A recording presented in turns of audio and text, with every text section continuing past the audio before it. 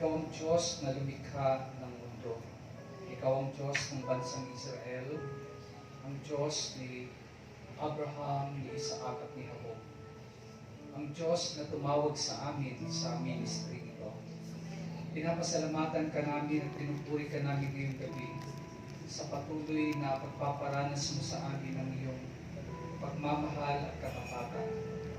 Aming Ama, hinihiling namin ngayong gabi na muli iparanas mo sa iyong mga anak ang iyong himala, lalo na higit sa lahat ng pumarito, Panginoon, na may karamdaman. Ipuin mo sila at pagalingin mula ulo hanggang talampakan. Palakasin ang anumang mga organs, anumang mga cell ng katawan, upang, Lord, ma-overcome nila ang anumang karamdaman. Sa tulong at biyaya mo, inaangkin ko, Panginoon, ang iyong mga anak ay gagaling. Pagpalain mo rin, Lord, ang mga narito na may mga problema, mga pagsubok na pinagdadaanan. Bigyan sila ng kalakasan, katatagan, at hayaan mo, Lord, na magtagumpay ang iyong mga anak. Gaano man kabigat na problema, sa tulong mo, Panginoon, magtatagumpay kami. Pagpalain mo higit sa lahat, aming Diyos, ang iyong mga salita namin pag-aaralan ngayong gabi. Patuloy kayong mangusap sa amin, magturo sa amin, at buksan mo aming pandinig, buksan mo aming puso, upang ang salita mo ay tumimo sa amin, at ang salita mo ay magiging inspirasyon namin at sandakan namin sa anumang hamon ng buhay. Salamat aming Diyos, samahan kami hanggang matapos ang iyong gawain. Ito ang aming samot dalangin sa pangalan ni Jesus, sa ngalan ng Ama, ng Anak at ng Espiritu Santo. Purihin natin ang Panginoon. Hallelujah.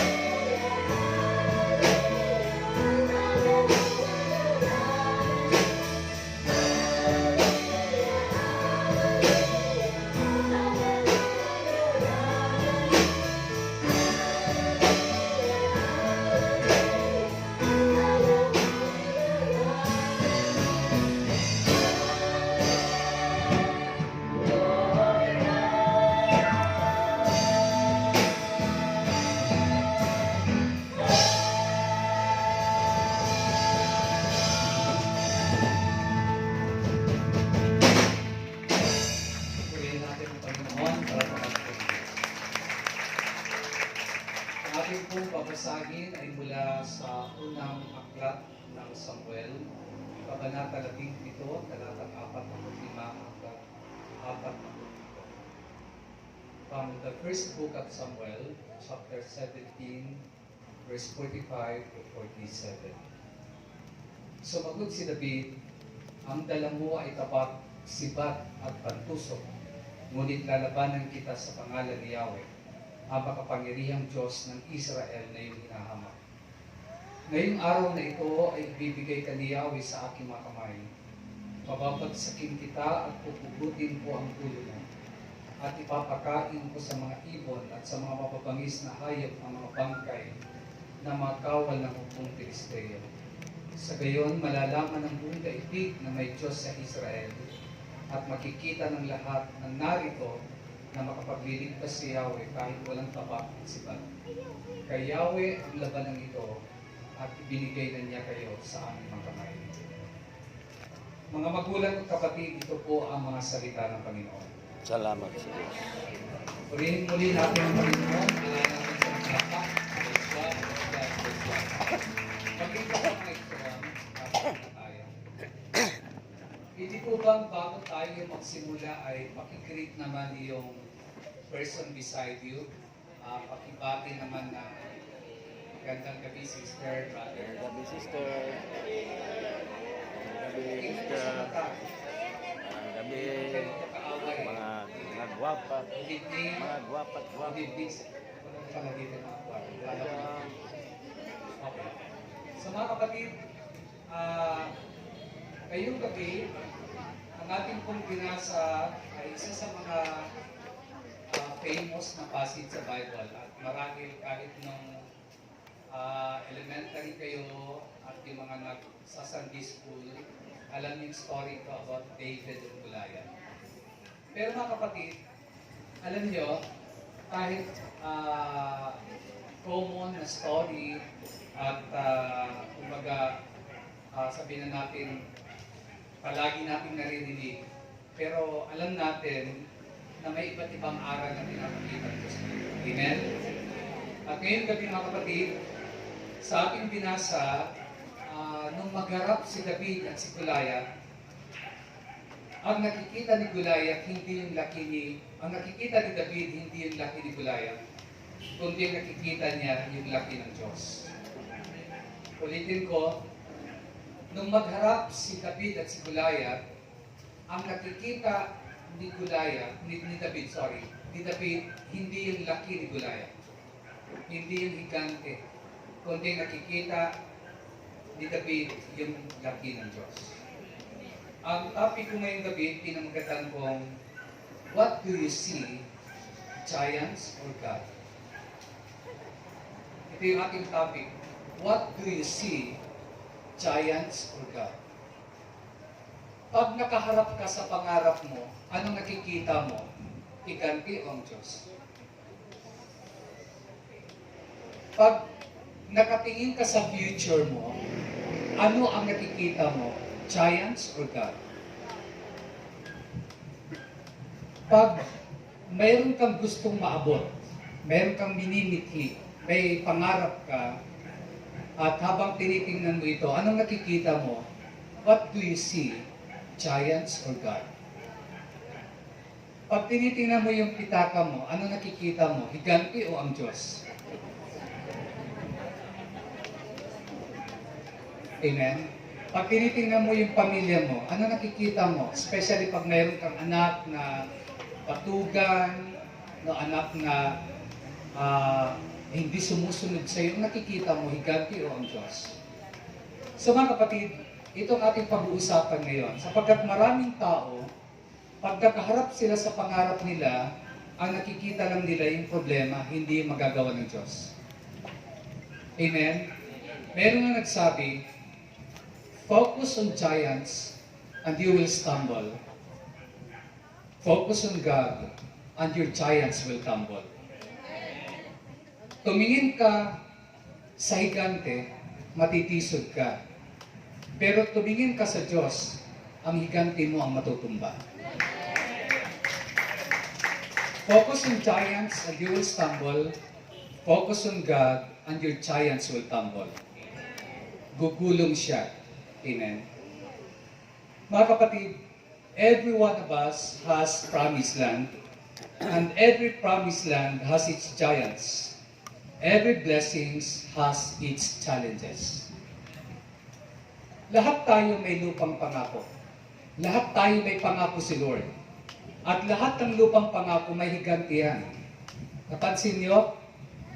Doon sila Joshua, Caleb, nag-spy sila sa Kanaan. Nandun yung mga Anakites, andun yung mga giants, andun yung mga higante, mga kapatid. No? So, lahat ng promised land may higante. Lahat ng blessings, mayroon yan mga challenges, may mga hamon yan. Mga kapatid, lahat ng pagpapala, may kaakibat yan na mga hamon. Ang pagpapala, hindi mo yan basta-basta makukuha na lang ng basta-basta. May mga challenges yan. Alam niyo mga kapatid, example natin sa Bible, kahit si Noah, anong higante ang hinarap niya? The giant of unbelief. Bakit? Sapagkat during his time, alam natin na ang mga tao ay hindi naniniwala sa kanya, sa sinasabi niya na magkakaroon ng baha nang gumagawa siya ng arko. Kasi di pa nga sila nakakaranas ng ulan. At this siya to yun. Anong hinarap na giant ni Noah? The giant of unbelief. Si Abraham, anong giant ang hinarap niya? The giant of delay. Diba? May pangako si Lord sa kanya, pero tumatagal, naaantala, hindi dumarating. Minsan ganun din kayo. Mayroon kayong mga hinihintay at di pa dumarating, kaya tumatalikod na lang kayo sa Panginoon, tumatalikod kayo sa gawain. You are facing the giant of delay. Amen? Si Joseph, the dreamer, anong giant ang hinarap niya? The giant of temptation. Nung time na siya'y vulnerable, nung time na siya'y mahina, ano ang ginawa sa kanya? Tinukso siya. Amen? The giant of temptation. Si Nehemiah, anong hinarap ni Nehemiah na giant? The giant of opposition. Mayroong Sanballat, mayroong Tobaya na kumukontra sa kanyang pagtatayo ng pader. Si David, anong hinarap niyang higante? A literal giant, si Goliath. Kaya mga kapatid, ang follow-up kong tanong, kung kanina, what do you see, giants or God? Ang follow-up kong tanong, what are the giants that you are facing today? Ano yung higante na hinaharap mo ngayon? Unemployment? Giant na wala kang trabaho, kawalan ng hanap buhay? Disease, karamdaman? Yan pa ang higante na hinaharap mo? Depression? Pananamlay? Dahil sa problema? Abandonment? Iniwan ka ba? Iniwan ka ba ng minamahal mo? Abuse? Ito yung mga giant. No? Inabuso ka ng tatay mo, inabuso ka ng kapatid mo, inabuso ka ng kamag-anak mo, ng boss mo. Ano pa ng mga giant? What are the giants that you are facing today? Maybe the giant of rejection. No? Inayawan ka. No? Pinaliwala ka. The giant of broken relationship. Diba? Mayroon dito sirang mga relasyon. Higante na hinaharap mo. Ano pang giant? Addiction, sin, ito yung mga giants. Alam niyo mga kapatid, maaaring isa o higit pa sa mga binanggit ko ang higante na hinaharap mo ngayon. Amen? Now, ang pangatlo kong tanong, do you hear giants shouting? Do you hear giants shouting? Naririnig niyo ba yung sigaw ng higante sa inyo? Alam niyo po, nung magharap si David at si Goliath, kinukutya siya ni Goliath. Anong sabi ni Goliath kay David? Sabi niya sa verse 43 ng 1 Samuel 17, he said to David, "Am I a dog that you come at me with sticks?" And the Philistine cursed David by his gods. Tinanong siya ni Goliath, anong akala mo sa akin? Aso? Lalabanan mo ako at ang dala mo ipatpat? Sinumpa si David ditong Pilisteo ito ng kanyang mga Diyos-Diyosan. Now, do you hear giants shouting at you? Ano bang sinisigaw ng higante sa'yo ngayon? Maaring ang sinisigaw niya sa'yo, you are not qualified for that job. Hindi ka qualified sa trabaho mo. You are not good enough. Wala kang saysay. Wala kang kwenta. Ito yung sinisigaw ng higante sa'yo. You can pay your bills. You can pay your debts. Hindi mo mababayaran yung mga utang mo. Yan ang sinisigaw ng higante sa'yo. You cannot stop your vices. Sasabihin ng higante sa'yo, hindi mo na maihinto yung mga bisyo mo. You cannot stop your immoral relationship. Yung immoral mong ginagawa, hindi mo mahihinto yan. You can't be healed. Hindi ka magagaling. Mananatili ka na may karamdaman. Yan ang sinisigaw ng higante sa'yo. You can shake your past failures. No, hindi mo na maalis yung kabiguan mo, yung nakaraan mo. You don't have a bright future. Your life is a mistake. Ito yung mga sinisigaw ng higante sa'yo. So what are the giants that are challenging you today? Ano ba itong mga higante na hinahamon ka? Alam niyo po, ito lang masasabi ko. Stand up and face your giant.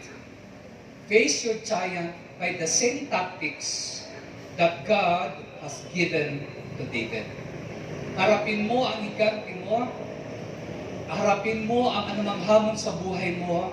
Tumayo ka, harapin mo siya, at gamitin mo ang taktika, ang strategy na ginamit ni David na binigay ng Diyos sa kanya.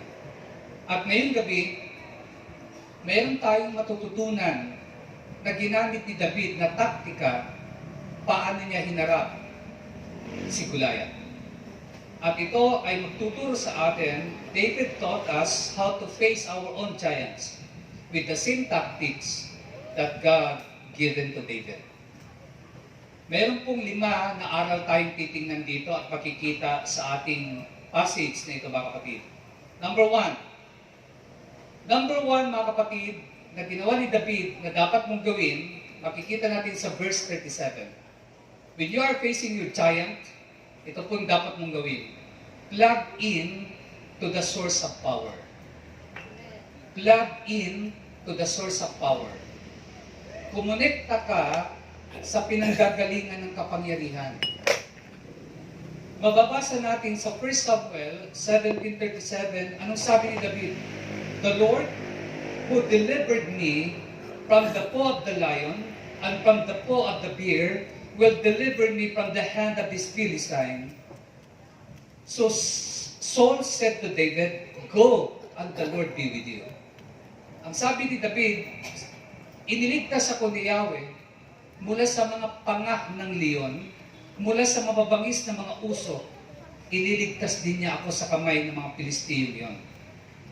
David did not say that he delivered his flocks from the lion and the bear. Hindi niya sinabi, ako ang nagligtas sa aking mga tupa mula sa panga ng mga leon. Ang sabi niya, the Lord who delivered me from the paw of the lion. Mga kapatid, anong pinapakita dito? Si David, he plugged into the source of power. The Lord is the source of David's power. Ang Diyos ang kalakasan ni David. Ang Diyos ang pinanggagalingan ng tagumpay ni David, mga kapatid. Alam niyo po, all our electronics or appliances will be useless unless connected to the source of power. Tama ba? Kahit ano pang ganda ng appliances mo, kahit ano pang ganda ng cellphone mo, iPhone 11 man yan, kung malulubat yan at hindi mo i-connect yan sa source ng power, walang saysay yan. Mga kapatid, our life also is useless if not connected to the source of our power, no other than El Shaddai. Amen. Amen? Kaya nga tamang sabi ng Bible, John 15:5, apart from me, you can do nothing. Amen? Alam niyo po, maraming tao, ito yung danger. Kasi pag nagtatagumpay tayo, sasabi natin, magaling ako. Kaya ko to, magaling ako. Nakakalimutan natin na kaya ka nagtatagumpay dahil may Diyos na tumutulong sa iyo. Amen. Plug in to the source of power. Amen? Alam niyo, maraming tao dahil sa pagmamataas napapahamak. Naniniwala kayo? Kaya sabi ng Bible, God opposes the proud, but He gives grace to the humble. Ulitin ko, kapag ang tao ay nagmalaki, mapapahamak ka. Kapag inangkin mo na kaya ka nagtatagumpay dahil matalino ka, magaling ka, mapera ka, umpisa na yan ang pagbagsak mo. Amen? So, palagi tayo dapat kumonekta. Palagi tayo dapat i-acknowledge natin na kaya tayo nagtatagumpay, ang Diyos ang dahilan. Walang magaling sa atin. Walang mabuti sa atin. Nagtatagumpay lang tayo dahil sa biyaya ng Diyos. Amen? So, huwag tayong magmalaki. Alam niyo yung pagmamalaki na yan, alala ko yung isang kwento. Yung leon. Yung leon. Umaatungal sa sabi niya, "Who is the king of the life? King of the jungle?" Lumapit siya ngayon sa unggoy, sa monkey. Umatungal siya, sabi niya, "Grrrr!" Ewan ko kung tama yung atungal ko. Sabi niya sa unggoy, "Who is the king of the jungle?" Sabi ng unggoy, ikaw yun, ikaw yun. Wala nang iba, ikaw yung king of the jungle." Proud na proud yung leon. Lumapit siya sa deer, yung usap. Sabi niya, "Who is the king of the jungle?" Sabi ng usap, ikaw yun. Wala nang iba, ikaw yung king of the jungle. Pangatlo, nilapitan niya yung elepante. Sabi niya, "Who is the king of the jungle?" Ginawa ng elepante, binuhat siya, binalibag siya. Boo! Boo! Boo! Halos magkaluray-luray na itong leon. Nang mawawala na siya ng hininga, nakapagsalita pa yung leon, sabi niya, "Kung hindi mo naman alam ang sagot, huwag ka naman magwawala." Amen? My point is, sabi ng Bible, if you refuse to learn, kapag hindi ka natuto, mga kapatid, ikaw din ang mapapahamak. Amen? Kapag hindi ka natuto, sabi ng Proverbs, if you refuse to learn, you are hurting yourself. Amen? Kapag nagmamataas ka at ayaw mo magpaturo, sinasaktan mo lang ang sarili mo. Amen? So, anong una? Pag humaharap ka sa higante mo, how do you face your giant? Plug in to the source of power. Amen. Amen? Alam niyo sa Bible, makikita natin ang mga pinili ng Diyos palaging pinalalakas ng Diyos kasi naka-plug in sila, naka-connect sila sa Diyos. Without God, they are nothing, they are useless. Anong sabi ng Bible? Mag-i-example ako sa inyo ng empowerment. For example, si King Saul. Si Haring Saul, yung empowerment niya, mababasa natin sa 1 Samuel chapter 10 verse 1. Then Samuel took a flask of oil and poured it on Saul's head and kissed him, saying, "Has not the Lord anointed you leader over his inheritance?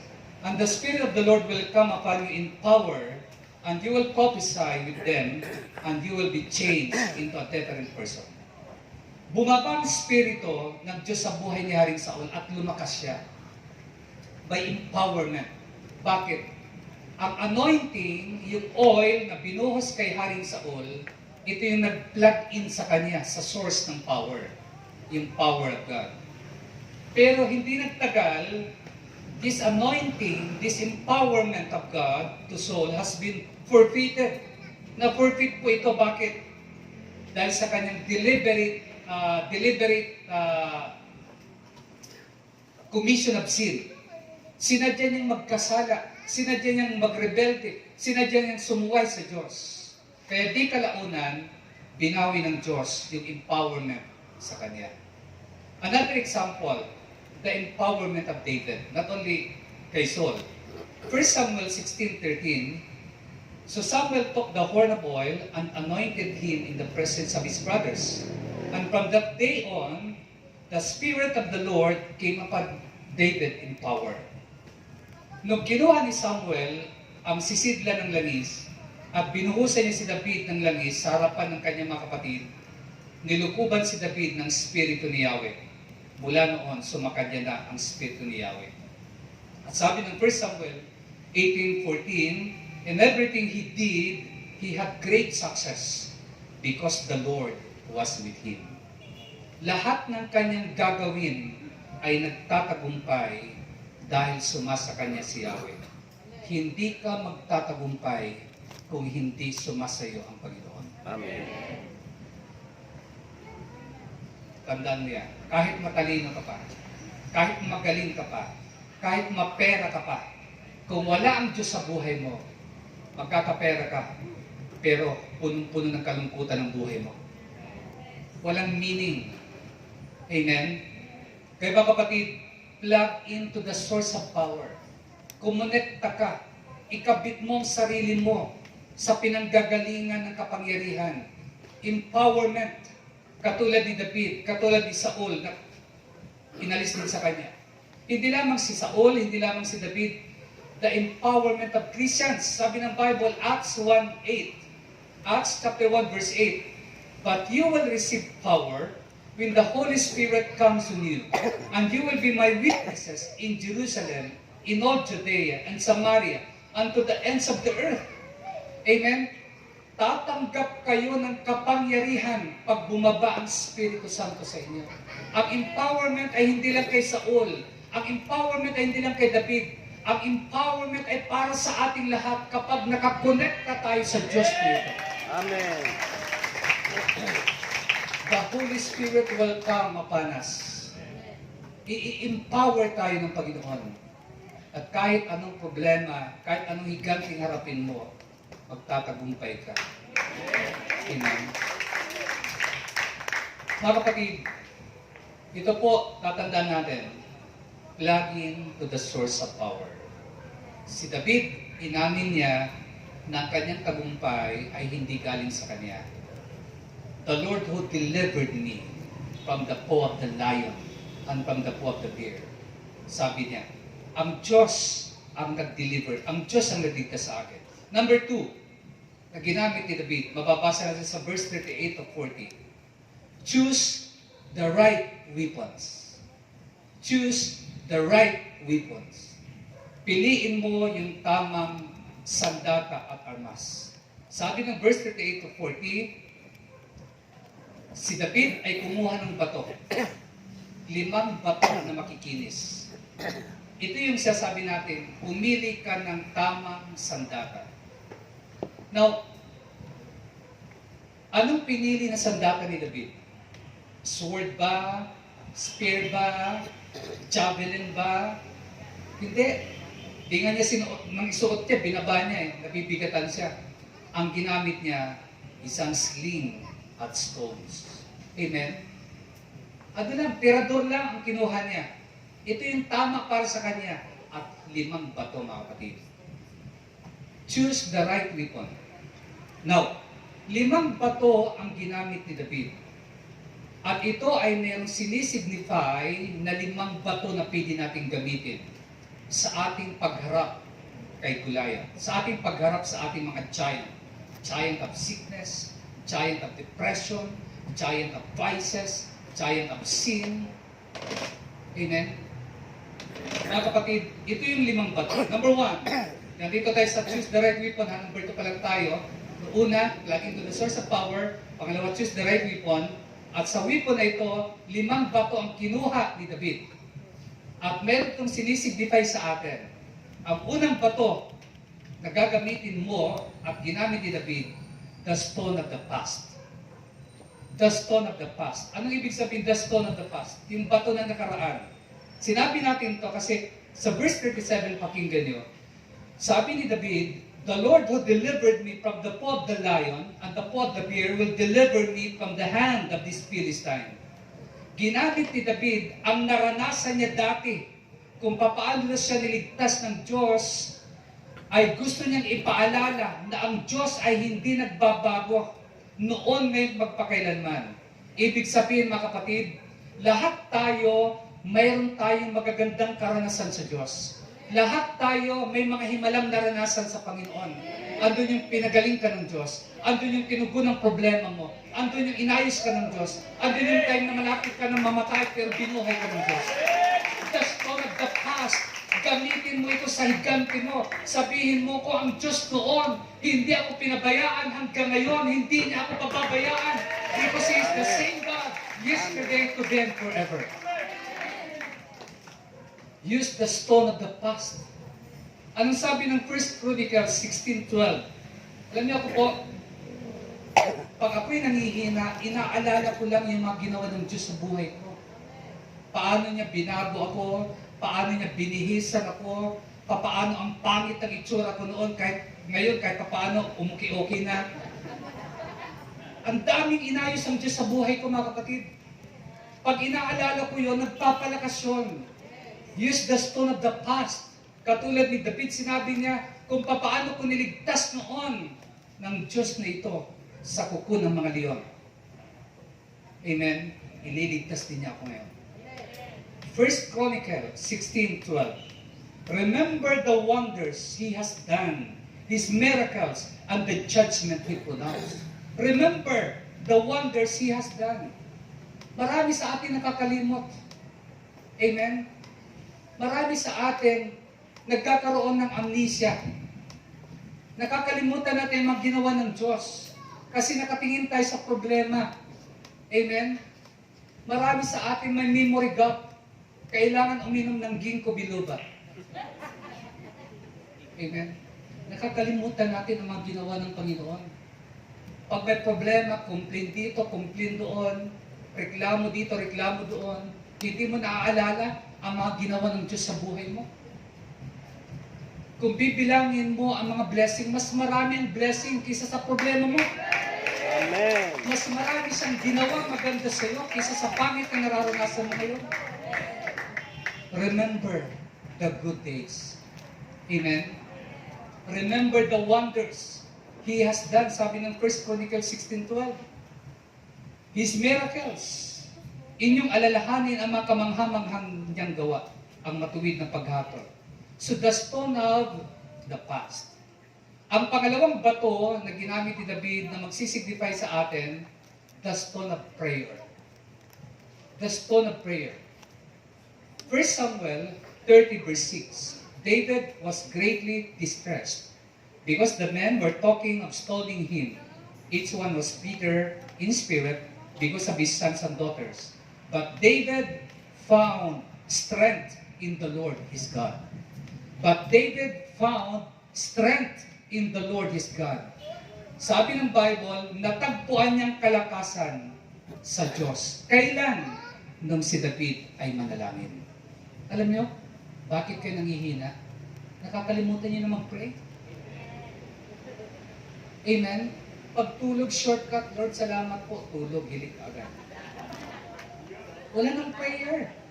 Pag-gising sa umaga, di makapag-pray. Una, titingnan yung messenger, titingnan yung Facebook, kung may nag-like, ilanay lang ang nag-like. Kaya nainis. Nanay lang. Mga kapatid, alam niyo po, kaya tayo nangihina kasi wala na yung prayer. Amen? Agad tayo nagkakape, agad tayong nagbabasa ng dyaryo, di muna natin binabasa ang Bible. Amen? Sabi ng Bible, 1 Samuel 30 verse 6, si David nakatagpo ng kalakasan dahil sa kanyang panalangin. Amen? Psalm 57 verse 1, have mercy on me, O God, have mercy on me, for in you my soul takes refuge. I will take refuge in the shadow of your wings until the disaster has passed. Mananatili ako sa lilim ng malabay mong pakpak, Yahweh, hanggang dumaan ang problemang ito. Hindi ako bibitaw, hindi ako titigil na mag-pray hanggat hindi dumaan ang mga problema na yan. That's for the prayer. Amen? Psalm 59 verse 16, "But I will sing of your strength in the morning. I will sing of your love, for you are my fortress, my refuge in times of trouble." Aawit ako pagkat ang taglay mong pambihirang lakas sa tuwing umaga, aawitin ko pag-ibig mong wagas, pagkat ikay muog sa buhay kong ito, at aking kanlungan kapag lugmok ako. Amen? Ang iba sa atin, di na makaawit sa Panginoon. Ang nasa prayer meeting, ang tamlay-tamlay. Nag-aawitan dito ang choir, pero siya, walang kabuhay-buhay. Si David, grabe siya umawit sa Diyos. Amen? "I will sing of your strength. In the morning, I will sing of your love." Sa umaga pa lang, kumakanta na siya sa Panginoon. Amen? Maraming tao sa umaga hindi kumakanta. Maraming tao sa umaga nang bubulyaw na. Amen? Mga kapatid, yan ang dapat natin gawin. Sabi ng Isaiah 26 verse 3, "You will keep him in perfect peace whose mind is stayed on you." Binibigyan daw ng Diyos ng kapayapaan ang mga taong nananatili sa Kanya, mga taong nagtitiwala sa Kanya. Amen. So invite God's help. Pick up the stone of prayer. Not only the stone of the fast, pick up the stone of prayer. Amen? Harapin mong higante. Choose the right weapon. Amen? The stone of the fast, the stone of prayer. Ito yung pangatlong stone. Kasi 5 bato ang pinulot ni David. The stone of priority. The stone of priority. 1 Samuel 17:46. Sabi ni David kay Goliath at sa mga tao roon, sa mga Pilisteo, "This day, the Lord will deliver you into my hands, and I will strike you down and cut off your head. This very day, I will give the carcasses of the Philistines' army to the birds and to the wild animals, and the whole world will know that there is a God in Israel." Amen? Sabi ni David, "Ngayong araw, ibibigay kayo ng Diyos sa aking mga kamay. Pupugutan kita ng ulo," sabi niya kay Goliath. "Malalaman ng buong mundo na mayroong Diyos ng Israel." Amen? The stone of priority. Anong ibig sabihin niya, mga kapatid? Ang sinasabi ni David, ang kanyang highest priority is God's reputation. Ang kanyang highest priority ay ma-display, makilala ang pangalan ng Diyos, makilala ng buong mundo na mayroong Diyos na tapat, na mayroong Diyos na hindi nagpapabaya, na mayroong Diyos na totoo na handang tumulong. Amen? Ito po, mga kapatid, remember your highest priority. Ano ba yung priority mo ngayon? Ang daming tao, priority magkapera, dumaming pera. Amen? Dumadaming pera mo, mamaya-maya, magkasakit ka, maiiwan lang sa driver mo yung pera mo. Amen? Alam niyo, mga kapatid, remember your highest priority, God's reputation. Ang pangunahin mo na prioridad ay parangalan ang kanyang pangalan. Ipakilala ang kapangyarihan ng Diyos. Kahit nasan ka, kahit nasa trabaho ka, sa workplace mo, sa business world, sa school, saan ka man, dapat ang priority mo, ipakilala ang pangalan ng Diyos. Amen. God's reputation. Amen? David saw Goliath as a chance for God to show off. Para kay David, ang nakikita niya, itong si Goliath ay pagkakataon ko para ipakita ang kapangyarihan ng Diyos. Yan po, mga kapatid. Nakita ni David na paghaharap nila ni Goliath, pagkakataon niya. It was a chance for him, for God to show off. Amen? Alam niyo, your sickness is God's chance to show His healing power. Your cancer is God's chance to show His power. Amen? Your sin is God's opportunity to showcase His grace. Your struggling marriage, your struggling business can billboard God's power. Amen? Itong pinagdadaanan mo na problema, yan ay pagkakataon para ma-display ang kapangyarihan ng Diyos. Paano mo malalaman na ang Diyos ay healer kung hindi ka mag-escape? Paano mo malalaman na ang Diyos ay provider kung hindi ka mag-ipit? Paano mo malalaman na ang Diyos ang protector mo kung hindi ka dumarating sa panganib? Ang struggle mo ay pagkakataon para mag-show ang Diyos ng kanyang power. Amen? At yan si David. He saw Goliath as a chance for God to show off. Amen? Mga kapatid, see your struggle as God's canvas. Tingnan mo yung struggle mo na parang painting.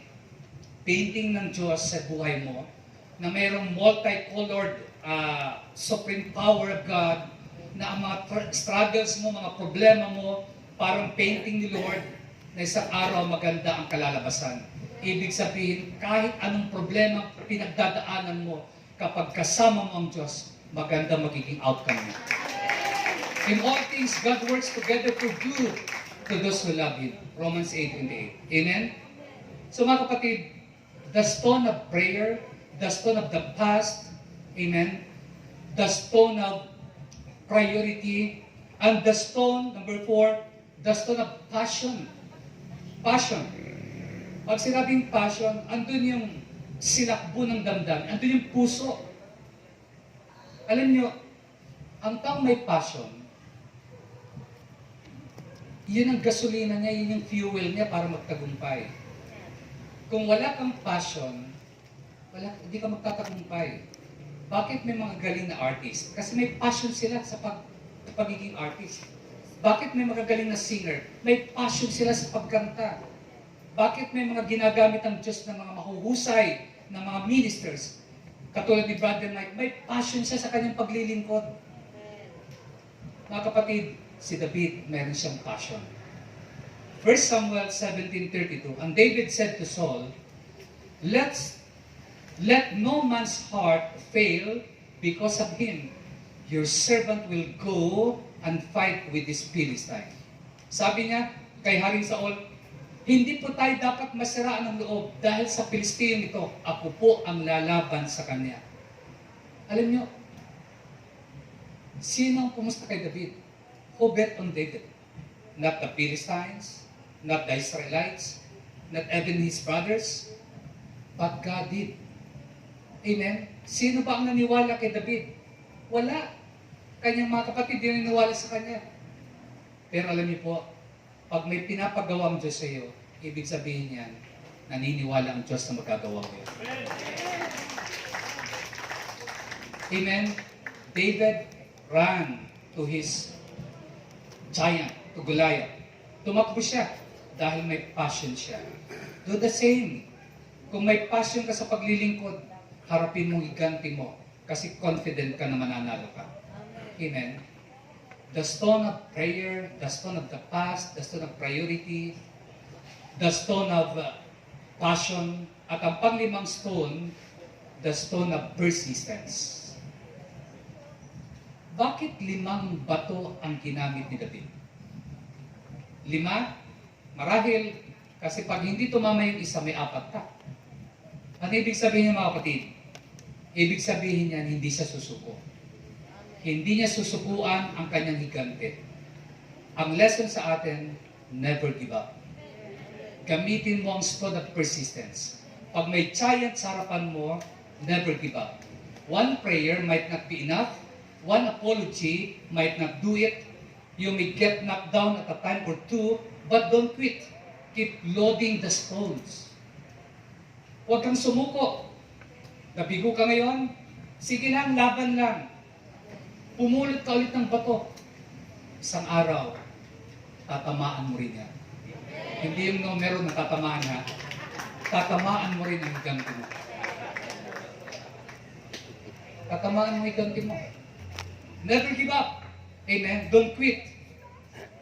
Alam nyo, may magandang aral sa Bible. Naalala ko si Jacob. Sa 32 ng Genesis, verse 26, nakipagbuno siya sa isang angel, sa isang anghel.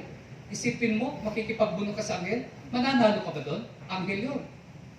Pero nung sabi ni Jacob, sabi niya, Genesis 36:26, and he said, sabi ng anghel, hindi siya mabitawan. Jacob, nakipaglaban si Jacob sa anghel. Sabi ng anghel, let me go, for the day breaks. And he said, sabi ni Jacob, I will not let you go, except you bless me. I will not let you go, unless you bless me. Hindi kita bibitawan hanggat hindi mo ako pinagpapala.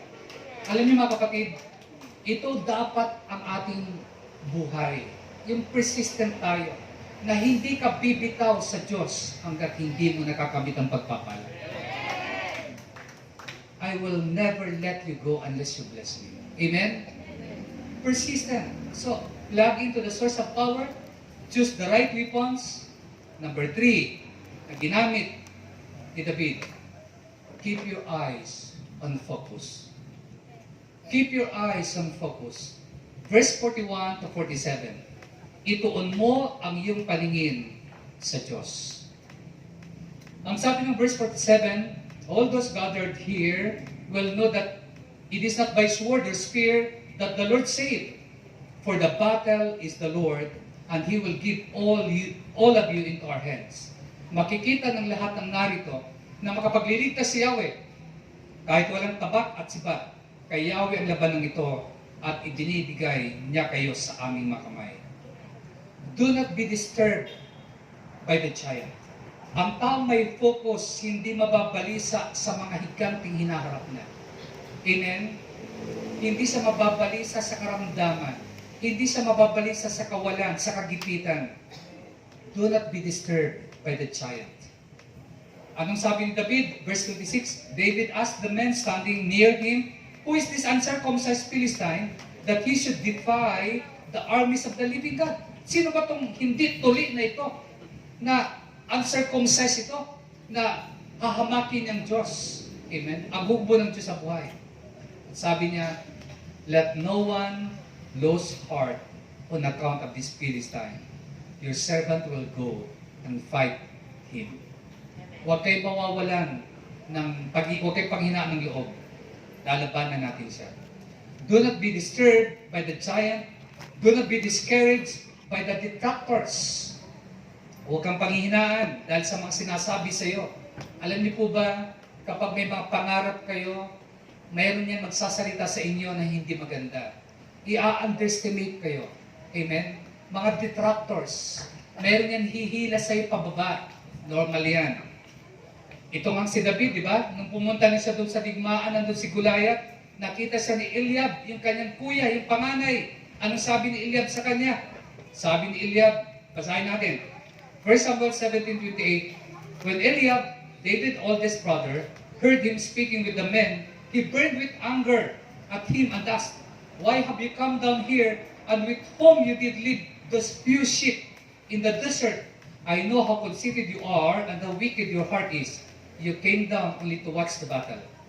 Nang marinig ni Eliab na pangalan na kapatid ni David, ang pakikipag-usap niya sa makawal, dahil nagtatanong si David sa makawal, ano bang gantimparang ibibigay ng hari kapag lumaban dyan sa Goliath na yan? So, anong sabi ni Eliab sa kanya, yung kanyang kuya? Anong ginagawa mo rito? Kanino may iniwan ng ilang tupa na pinapalagaan sa iyo? Alam kung anong nasa isip mo, gusto mo lang manood ng labanan. Tingnan ninyo yung pag-underestimate ni Eliab kay David. Ang tingin niya, pastol lang si David, walang kwenta. Alam niyo, nung unang panahon sa Israel, ang pinakamababang uri ng trabaho yung pastol. Pag soldier ka, proud ka. In-underestimate ni Eliab si David. Ano bang ginagawa mo dito? Sinong iniwanan mo ng mga tupa doon? Dapat andun ka lang. Pero mga kapatid, yan sasabi ko, kapag nakaharap ka sa mga pangarap mo, meron dyan makikriticize sa'yo. Meron dyan i-underestimate ka. Meron dyan pagsasalitan ka ng hindi maganda. Mga detractors. Pero mga kapatid, huwag kang panghinaan. Huwag kang madi-discourage mga kapatid. Amen? Mayroon kang Diyos. Amen? Mayroon kang Diyos. May kasama kang Panginoon. Kaya nga, Anong sabi ni King Saul? Maging si Haring Saul, nung humarap na si David, sabi ni David, mahal na hari, pwede bang ako na mag-volunteer, haharapin ko si Goliath? Anong sabi ni David? Ni Saul pala. 1 Samuel 17:33. Saul replied, "You are not able to go out against this Philistine and fight him. You are only a boy, and he has been a fighting man from his youth." Kahit si Haring Saul, pinagsabihan niya si David, bata ka lang. Pero ang sabi ni David kay Haring Saul, "Your servant has killed both the lion and the bear. This uncircumcised Philistine will be like one of them, because he has defied the armies of the living God." Alam niyo, pag nakafocus ka kay God, alam mo magtatagumpay ka. Pag nakafocus ka kay God, kaya ka hindi nagtatagumpay, saan ka nakafocus? Nakafocus ka doon sa sarili mo sa kakayanan mo, di ka magtatagumpay. Amen? So mga kapatid, focus on God. Si David, nag-focus siya sa Diyos. Sabi niya, "The Lord who delivered me." Diba? Nakafocus siya sa Panginoon. Mga kapatid, confident si David dahil ang focus niya hindi sa higante, kundi sa Diyos. Kaya sabi ko kanina, what do you see? Giants or God? Amen? Kaya kapag may struggle ka, huwag mong bilangin yung mga negatibo. Hindi ito makakatulong sa iyo. Listing hurts won't heal them. Pag naglilista ka ng mga sama ng loob, hindi ka gagaling. Amen? Maniwala kayo sa akin. Itemizing problems won't solve them. Pag ina-itemize mo yung problema mo, hindi yan magsosolve. Categorizing rejection won't remove them. Amen? Mga kapatid, David removed the giant because he emphasized the Lord. He emphasized the Lord. Kaya natanggal sa harapan niyang higante kasi ang pinapalaki niya, hindi yung problema niya. Ang pinapalaki niya, ang Diyos na kanyang nakilala.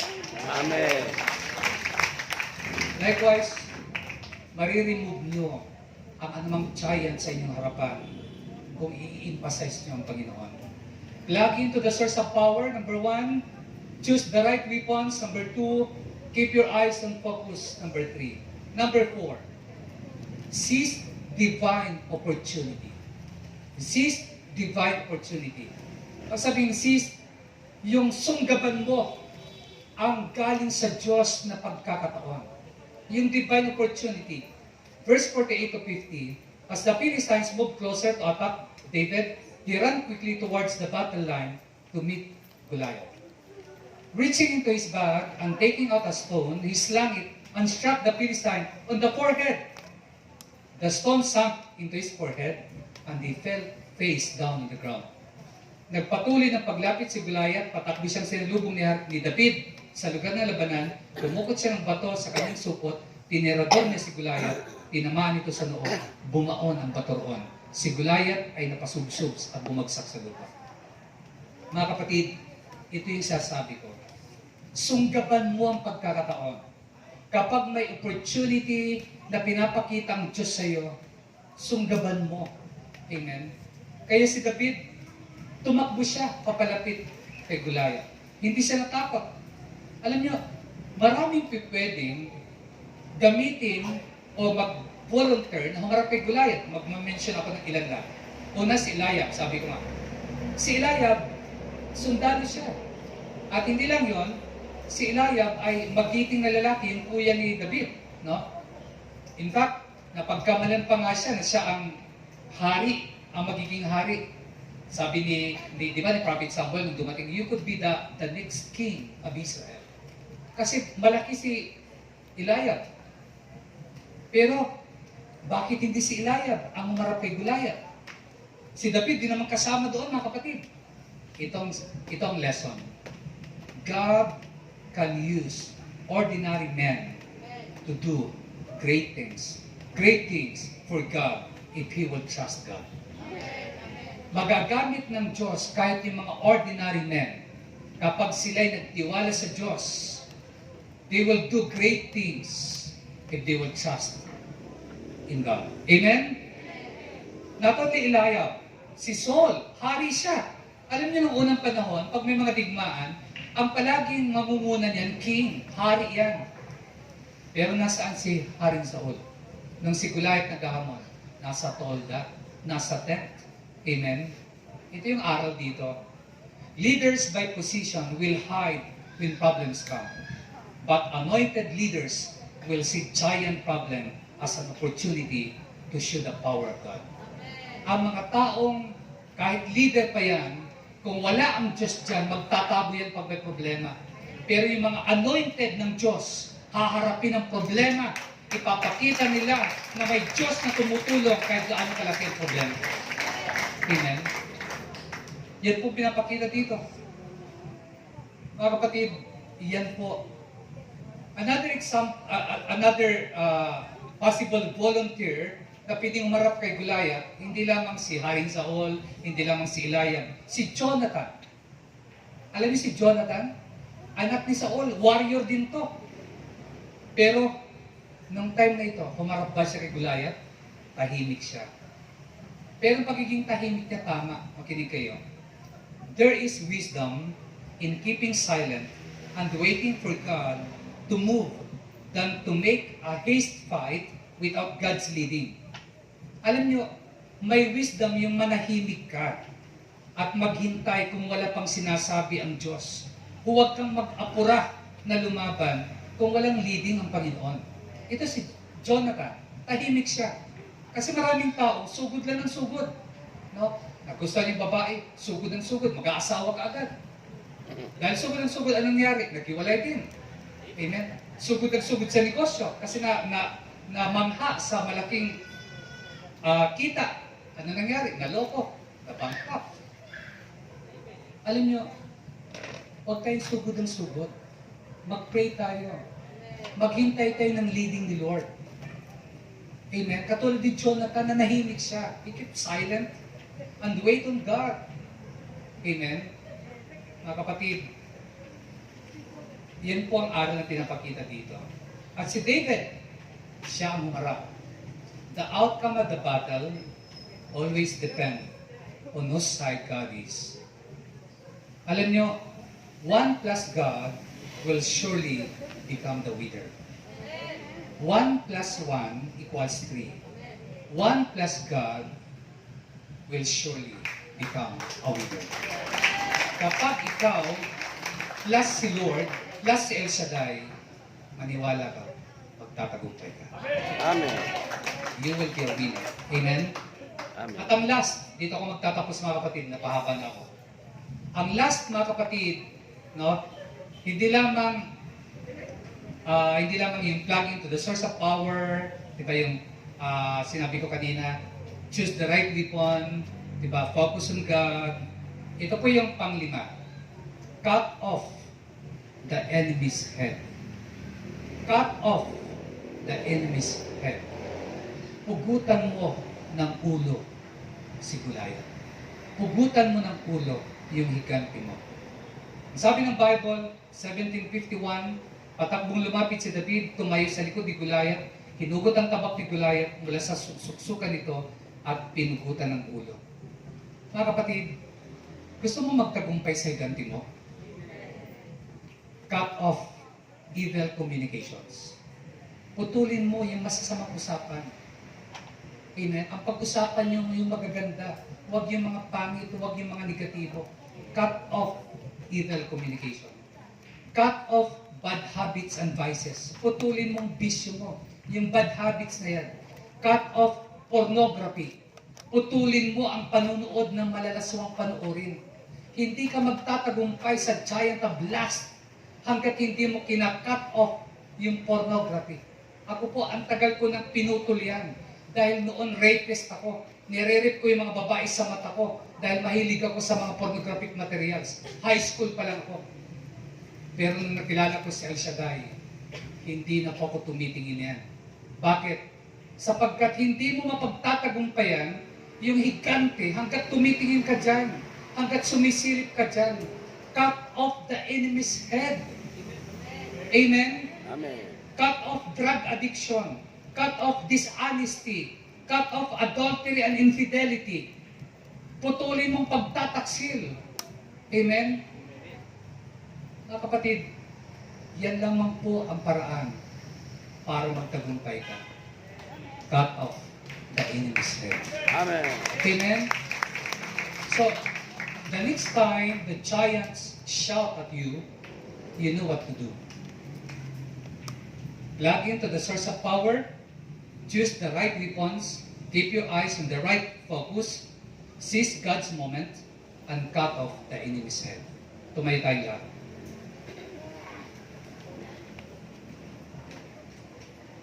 Mga minamahal kong kapatid, alam ko na mayroon tayong mga giants na hinaharap ngayon. At ikaw lang nakakaalam ng higanti na yan. May mga na-mention ako kanina, possible na isa doon ang giant mo ngayon na hinaharap. So paano mo siya lalabanan? Huwag kang tumingin sa laki ng problema. Tumingin ka sa laki ng Diyos. Alalahanin mo yung mga ginawa ng Diyos na himala sa buhay mo. The stone of the past, the stone of prayer, the stone of passion, the stone of priority, the stone of persistence. Amen? Mga kapatid, alam nyo, kung minsan, katulad ni Saul, katulad ng mga Israelites, natatakot sila, nangihina sila, kasi nakalimutan nila yung kapangyarihan ng Diyos. Alam nyo, may mga pagkakataon sa buhay natin. Dumarating tayo sa punto ng ating buhay na minsan, nakakalimutan natin na si El Shaddai ay powerful. Nakakalimutan natin na si El Shaddai ay mas malaki sa problema natin. Amen? God is bigger than your problems. God is mightier than your giants. God is powerful. Makapangyarihan siya. Mga kapatid, nanyayaan ko kayo ipikit ang inyong mata. Iyo ko ang inyong ulo. Ano mang struggle na hinaharap mo ngayong gabi, ngayong araw na ito, yan man ay financial breakdown or financial trouble, tandaan mo ito mga kapatid, makapangyarihan ng Diyos. Hallelujah. Thank you, Jesus. We bless your name, Lord. Tinataas ka namin sa lugar nito. Itaas ka, Panginoon. Ikaw ang Diyos na dakila. Ikaw ang Diyos na buhay. Ikaw ang Diyos na naghihimala. Totoo kang Diyos, kasama ka namin ngayong gabi sa lugar na ito. Ikaw ang Diyos na nagmamasid sa amin. Pinaparangalan mo ang mga tao nagpaparangal sa iyo. Lord, hindi ka namin ikakahiya. Ipagsisigawan namin na ikaw ang Diyos na mabuti, na ikaw ang Diyos na tapat.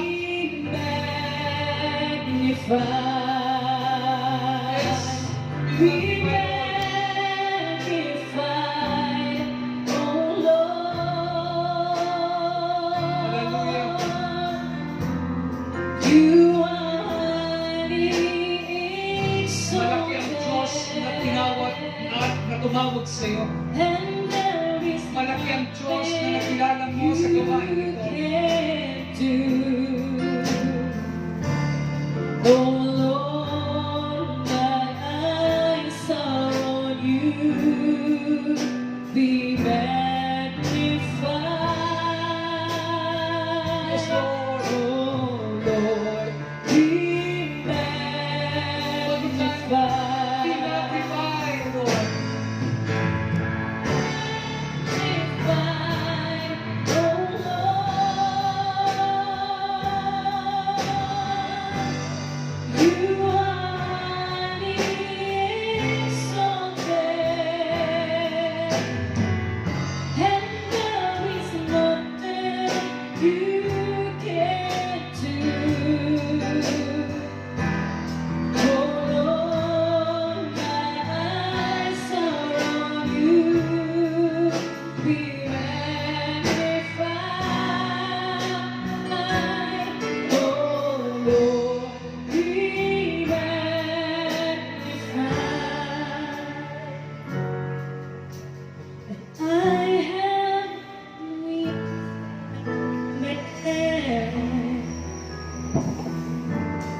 Lord,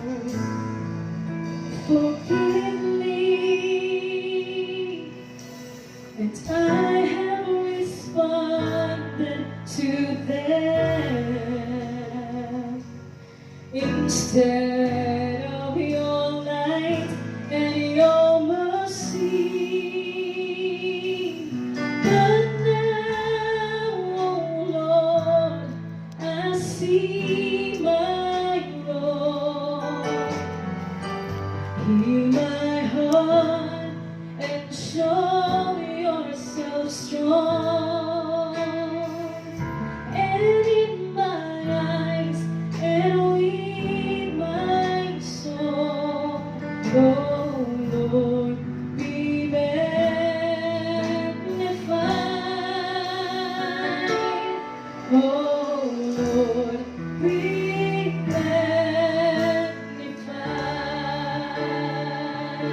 magnified. Hallelujah.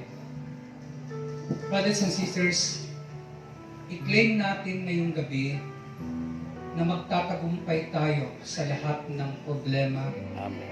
sa lahat ng higante Yes, na Lord. nasa harapan natin. Amen, Lord. Mapagtatagumpayan natin ang karamdaman. Mapagtatagumpayan natin ang kahirapan. Mapagtatagumpayan natin ang mga masasamang elemento na pinapadala ng kaaway.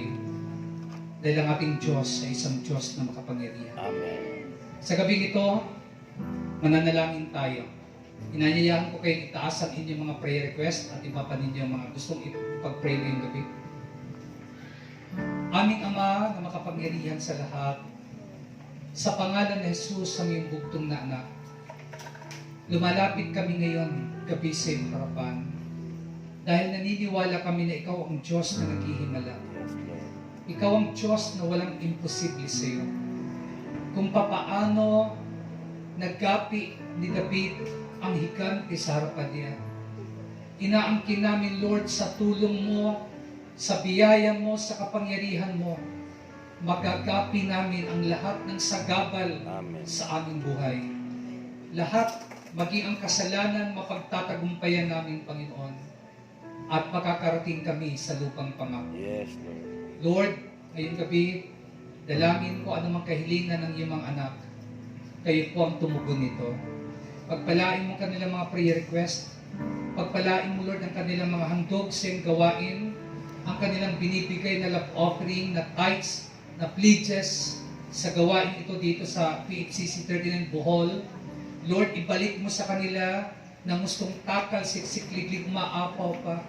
Pagyamanin mo ang aking mga kapatid na hindi nagsasawang magbigay sa iyong gawain.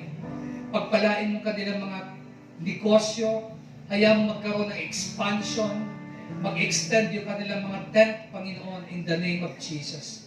Pagpalain mo kanilang mga pamilya, ang mga trabaho nila, ang mga nag-aaral, inaangkit ko, Lord, ang mga nag-aaral na ito na hindi bumibitaw sa iyo, magiging successful sila, Panginoon. Pagpalain mo, Lord, ang lahat ng dumalo ngayong gabi, maging kanilang mga pamilya. Salamat, ibinabalik namin sa iyo ang lahat ng papuri sa pangalan ni Jesus, sa ngalan ng Ama, ng Anak at ng Espiritu Santo. Amen. Amen. God bless you. I-claim nyo na tayo ay mananagumpay in the name of Jesus.